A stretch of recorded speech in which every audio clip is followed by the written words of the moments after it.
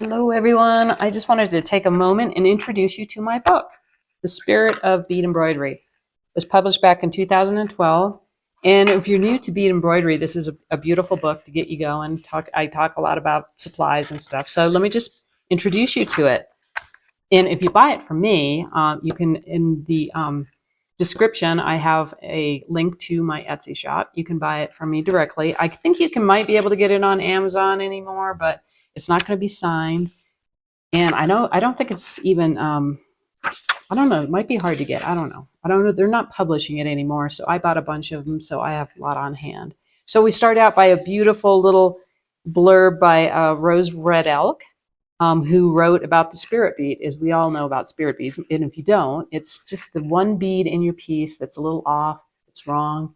And I don't intentionally put spirit beads in my work, but there's plenty of them in there because nothing's perfect, especially not my beadwork. So then I got a nice foreword by Sherry Serafini, who is a really good friend of mine. Introduction, and then see, I start to go in with techniques. So tools, supplies, tips, and the stitches. So I go over the tools that we use and the supplies that you'll need to get started, the tips. So I'm showing you how to do edging and the stitches. Yes, I even did the little drawings. So filling in the background. I go into loom work. So if you're interested in loom work, I do talk about that in one of my secrets revealed classes as well. And then I go into fringe. There's different kinds of fringe. And then I work a lot with animal totems and animal medicine. So in this part of the book, I talk about different animals and their meanings and the messages that they share. So, we have hawk, eagle, and then I go into owl. And this is all my beadwork. So, turtle, hummingbird, fairy wings, and the hoofed creatures.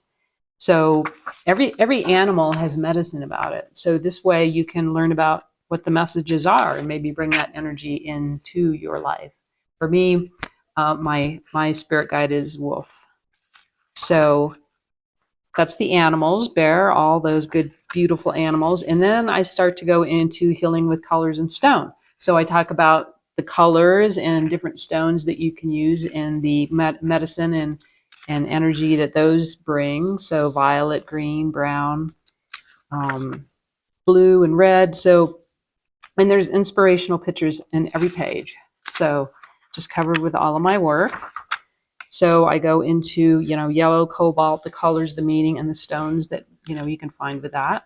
And then I go into the 4 elements, earth, fire, water, and air, and how, again, we can bring the spirit of these things in, such as earth and fire. And, because I kind of want my jewelry and my work to bring that energy and that medicine, because it is medicine. The natural world is medicine for us. So how we can bring these things not only into our beadwork, but into our art and into our life. So there's water, there's air. And then I go into projects because there's projects in my book. So these are the earrings. Then I talk about rings, how to make some rings. And this is a jaguar cuff. So I show you how to make a cuff. We got some earrings. Let's see, what else? The owl cuff. This is Laura Mears owl that I don't know if they're hard to get anymore, but gives you an idea. You can find other owls out there. There's a lot of people that make animal jewelry. And this is a loom work. So that's a barrette. Shows you how to do that. And this is another loom work piece. And there's also some patterns in here.